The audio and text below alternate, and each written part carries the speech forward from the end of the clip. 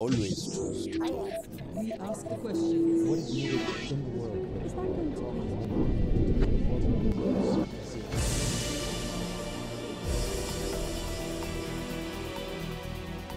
Rođen prije 49 godina u Ankari, završio bliskoistočne i međunarodne odnose. U diplomatiji već četvrtinu vijeka. Služio u Australiji, Kuvajtu, Americi, Saudijskoj Arabiji, Českoj Republici i pri NATO-u. Trenutno ambasador Republike Turske u Bosni i Hercegovini. Naglašava duboke historijske i bratske veze između dvije zemlje, podsjeća da je Turska među prvima priznala nezavisnu Bosnu i Hercegovinu, ali i kaže da je biti ambasador u toj zemlji jedna od njegovih najzahtjevnijih uloga. Ugostio nas je u novom, impresivnom zdanju ambasade i rezidencije koje navodi kao simbol veze između dvije zemlje. Gost emisije Recite Al Jazeeri je Cihad Erginay. Sayın Cihad Erginay, programımıza hoş geldiniz. Welcome to Al Jazeera. And let's immediately start with this region. What role Turkey does and will play when it comes to Balkan states, from dispute mediation, economical cooperation, political cooperation? What are your strategic objectives here? It's a known fact that Turkey is very interested in the region, mainly due to its historic and cultural links, obviously. But apart from that, we see the Balkans region, or Southeast European region in general terms, as a very important partner in terms of providing stability to the wider region, to Europe. So the stability of this region, as we have seen in the past, unfortunately, with very unfortunate events that happened, that transpired 20, 25 years ago, the stability of this region is of utmost importance. And what Turkey is trying to do in its foreign policy is trying to provide assistance together with the international community to achieve this aim, more stability in the area. And the way to achieve this stability, of course, is more interaction, more economic activity, more development in the region, so that we can have the coexistence, the peace, the harmony that we really want in this wider region. The Turkish educational institutions here, airline industry is well represented, has a good coverage. There are Turkish banks, Turkish construction companies are operating here, Turkish hospitality industry is here as well. So in that sense, what would be Turkish objectives in the next 10 years, let's say? All the activities which you mentioned are mainly economic activities and trade activities, and they're very important, as I said, for the general stability and cooperation within the region. And we try to provide these fundamental economic activities so that we can build upon them. Banking, for example, which you mentioned. Ziraat Bank is very active in Bosnia and Herzegovina, as you know. Its regional center is in Sarajevo. It has numerous branches within the country, and this is very important in order to attract Turkish business people to Bosnia and Herzegovina, for example, because it's a bank that provides banking activities and especially credit facilities that encourages the business people to come to Bosnia and Herzegovina. The same now we are doing in Serbia, for example. Halkbank has acquired Čečanska Bank. And will grow in the future within Serbia. So these activities are very good. They provide the fundamental to all economic activities. Turkish Airlines, very widespread within the region. They are the most frequent flying airline into Bosnia and Herzegovina. Therefore, Turkish Airlines provides connectivity to the world from Bosnia and Herzegovina, which is ultimately an economic activity. But it's also a social activity because we provide link between the people of Bosnia and Herzegovina and Turkey, which, as you know, has a very big Balkan-originated population. The number, the estimation varies, of course, but we believe it's around 6 to 10 million people that have originated from the Balkans region, so very important. So Turkish Airlines helps in providing the connectivity, the social aspect of our relations as well. Many aspects, definitely, and there are many countries also in this region. Which country you would say is Turkish biggest ally? Which cooperation are you the most satisfied with? Let's put it that way. We have no favorites in the region. We don't do favoritism. We are in very good relations with all countries of the region, and you can see that from the activities, not only economic but cultural activities as well. For example, that we have with all the countries in the region. Because, as I said, in order to have stability in the region, you need to have good relations with all these countries. You cannot pick and choose and have a favorite and a non-favorite and so on. And the interaction among these regional countries also is very important, which we try to promote. Let me give you an example. We have trilateral mechanisms between Turkey, Serbia and Bosnia-Herzegovina, which is one trilateral mechanism, and the other one is between Turkey, Croatia and Bosnia-Herzegovina. This we promote in order to enhance all forms of activities between the three countries and contribute to regional stability, trade, economy and so on. And Turkey is present in nearly, I believe, every single regional institution, agency that deals with these issues. So we promote it not only on a bilateral level, but regional and international levels as well. Traditionally, it would be expected that traditionally, I'm saying, your best cooperation would be with Bosnian because all of these ties that you mentioned. But when you look at the numbers, it suggests that over the past years, more funds from Turkey went to Serbia than to Bosnia. And there are analysts who say this and explaining this with the following words. I'm not going to quote them. Bosnians expect merhamet, while Serbians come with concrete projects. How would you comment on that? This is not necessarily true. I've heard this quote before, but I don't really agree with it. For the simple reason that the figures, the official figures, show that the level of investment from Turkey towards the countries which you mentioned, in this case Bosnia-Herzegovina and Serbia, do not vary that much. We also need to look at the facilities and the infrastructure provided by the countries where the investment is led to, where it is directed to. And we have to agree that Bosnia-Herzegovina in this regard needs some development. We need to have better infrastructure, better facilities, better projects in order to improve the investment climate in this country, because ultimately this is what the business people look for. We believe that Turkish investments towards either Bosnia-Herzegovina or Serbia need development because there's so much potential. And while directing our business people to the region, to these two countries, and I'm mentioning these two countries because you mentioned them, they need to work together as well, because economic activity now is a cross-border activity. It cannot be only, you produce and sell in the same location. The world doesn't function that way anymore. It needs to be across the borders and more active. So this is something that we encourage, we promote, and which we will be trying to further in our relations in the upcoming term.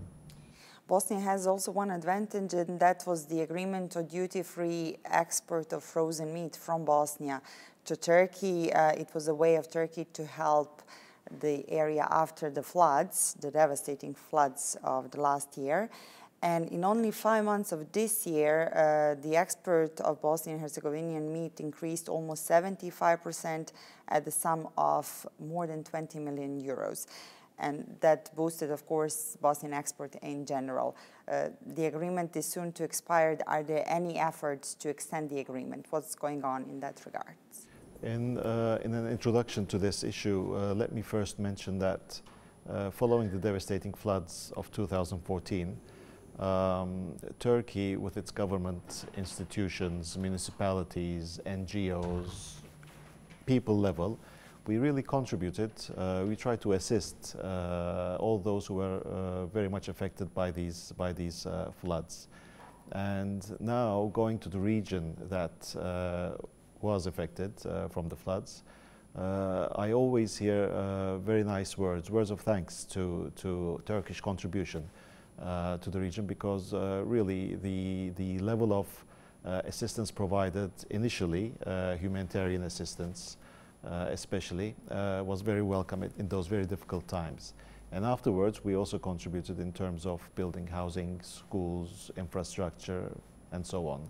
And now we are trying to contribute in terms of the prevention of floods in the future, so that we don't have to go through all these processes again should such devastation happen again. An example in case is our project that will take place in the Yanya River, which is attached to the Bijeljina municipality. We will be rehabilitating this river with funds that we had pledged during the donors conference last year. TICA will be implementing this project, our development agency, and hopefully after this project is finished, we will have no more flooding in the Yanya River basin. So these are the types of projects that we are promoting and trying to achieve from now on. As to the meat issue, this is a continuation of that project because farmers were very much affected from the floods. And we looked for a way in order to boost the farm production, the animal husbandry sector in this country, which is a traditional sector really and needs strengthening.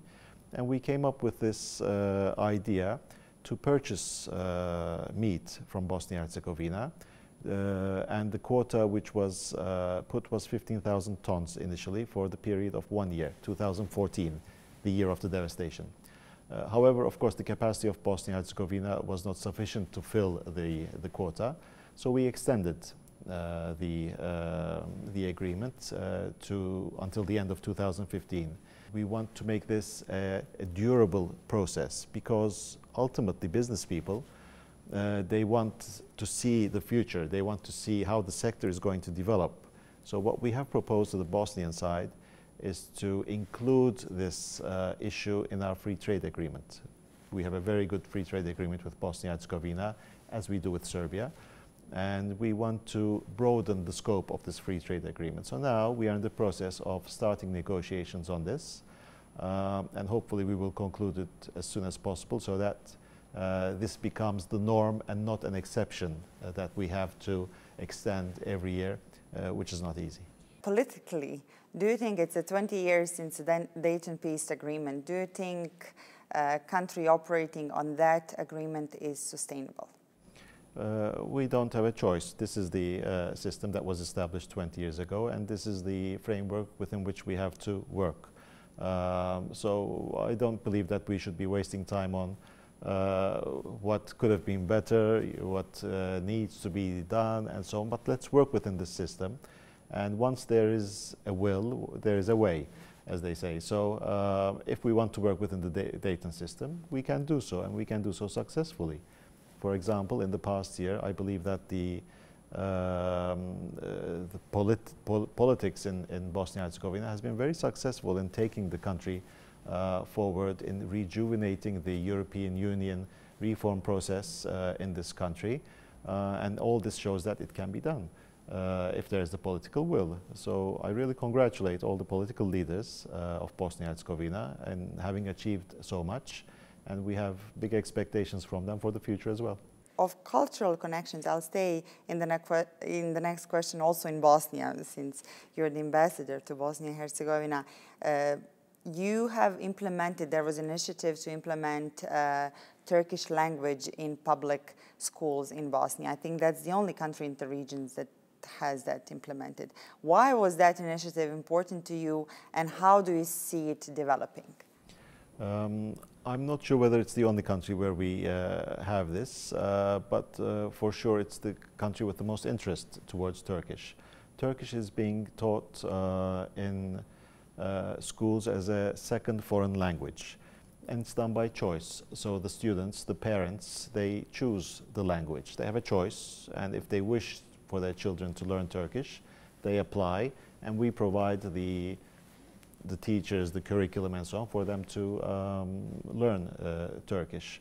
And there has been big interest for the Turkish language for several reasons, I believe. One of them is of course, the cultural aspect of our relations, the traditional aspect.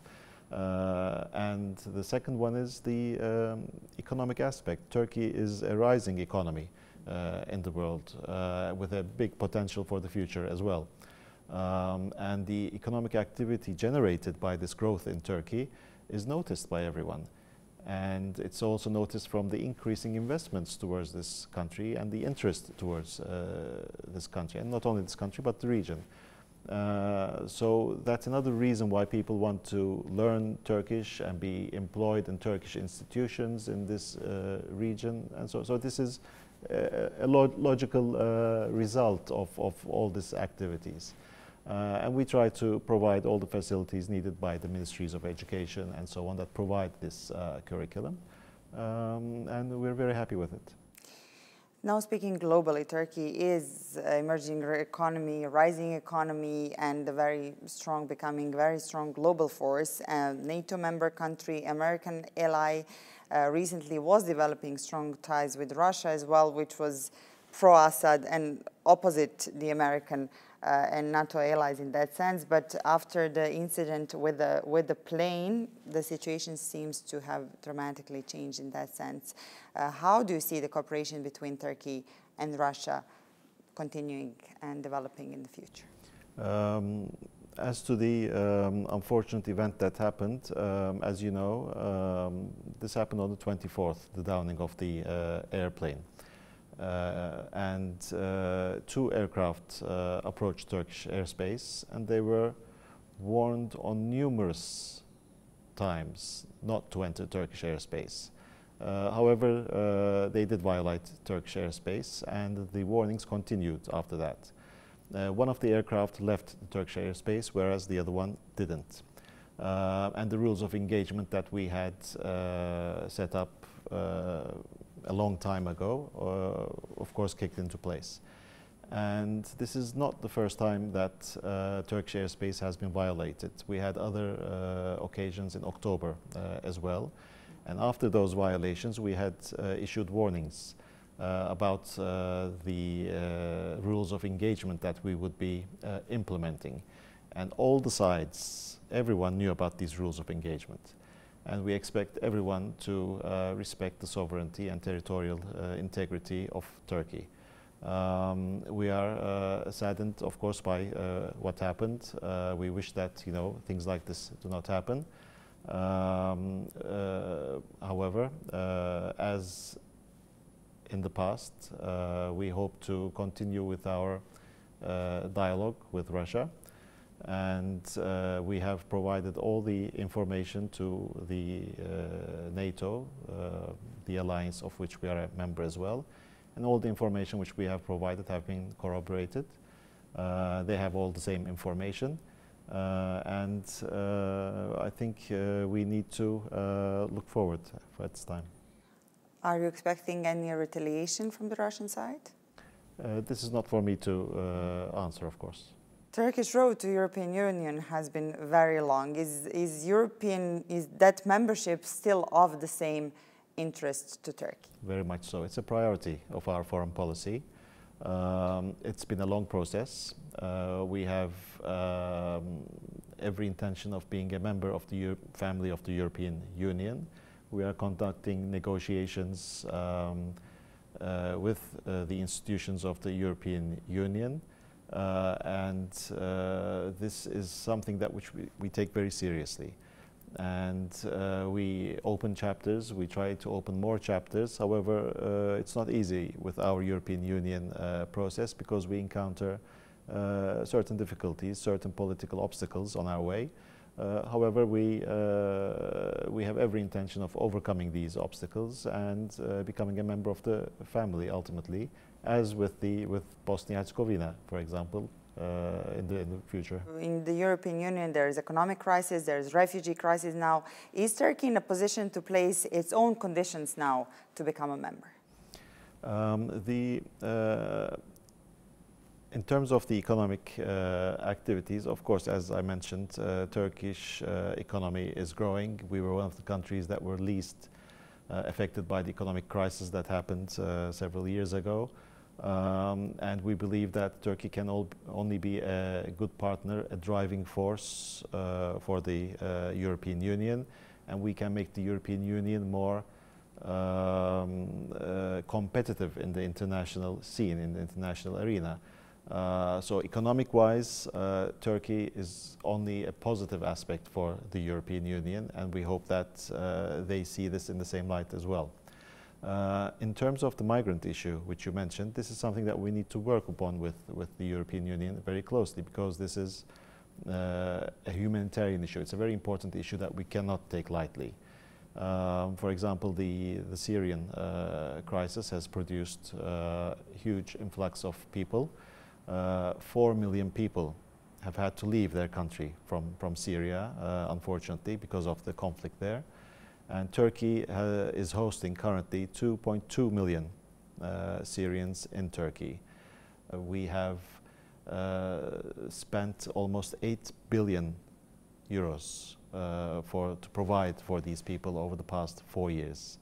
And during this time, the contribution from the international community has been only for about 450 million, which is just a drop in the sea, really. But we need to share the burden. And we look for the cooperation, more cooperation from the international community in this respect. An interesting statistic, according to the UNHCR, is that Turkey is the country that hosts the most refugees in the world. So this is, I think, a very good indication of the humanitarian policy that Turkey is pursuing, really. And what kind of strategy are you expecting from the European Union? Because it seems that Turkey has been handling Syrian refugees since the beginning of the war, which was almost 4 years ago. And now there are 2.2 million of refugees in Turkey. If they all wanted to go to Western Europe, and Turkey would say, yeah, you can, and open the borders, Europe apparently can't take them. So what kind of strategy, what kind of offer are you expecting from the European Union in the ways to handle this crisis? We expect them to be fair. We expect them to share the burden which we have had to shoulder until now over the past 4 years. And we need to talk very openly with them about all these issues and come to certain agreements that will facilitate not only the well-being of the Syrians, because they are escaping a conflict zone. They are people, they are humans, and we need to really provide for them. And also, as I said, this is not only the responsibility of Turkey. Yes, we are doing all we can, but this is responsible for the international community, and we expect them to do their part. Syrian war has been taking a toll, but now seems stronger than before on the entire world, with the radicalization, with the emerging threat from ISIS or Daesh, whichever you call it. What is Turkish position on that? Unfortunately, Turkey is a country that has suffered from terrorism for decades. PKK terrorism being the oldest one, maybe, and we've had to combat this for years. Recently, we've had this extremism, this radicalization, the Daesh organization. Turkey declared this organization with its first name about 10 years ago, and as Daesh since 2013. And you may remember the two incidents that happened in Turkey very recently, the bombings in Suruç and Ankara, which claimed the lives of more than 100 people. These are perpetrated by this organization, and these are not the only terror activities which they perpetrated. There are many others as well. And Turkey has been combating these, being at the front with the longest border with Syria. We have been combating them very actively. We are in the international coalition that combats them. We are in every single committee, organization that deals with this problem. Again, as with the migrant issue, this is something which we need to do together. Combating terrorism cannot only be done by one country, but it needs allies, it needs cooperation, it needs solidarity. So all the criticism that we receive from some circles that Turkey is not combating Daesh, it's not combating terrorism, this is absolutely not true. It's not a serious accusation. We, as I said before, we need and we expect more cooperation from the international community in combating these. And we are very serious in our struggle with terrorism in all its forms and aspects. What would be your stand on the ground combat in Syria? This is not an option for the time being. As you will remember, Turkey had proposed the establishment of a safe zone in Syria. However, this was not accepted by the international community, and we have seen the results of this rejection, unfortunately. So this is an issue which Turkey had thought of originally and proposed to its partners combating the terrorism and such aspects. And do you think now, after everything that has happened in the Paris attacks, that the cooperation will be stronger and that more will be done to prevent Daesh from inserting terror and for stopping the war in Syria? I hope so. You know, this is something which we need to do. The Paris attack, very unfortunate, terrible attack. The Ankara attack, likewise.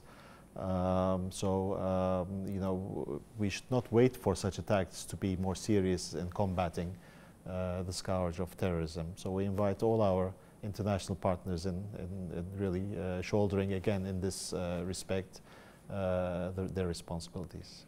Mr. Erginay, thank you very much for this interview. Thank you very much.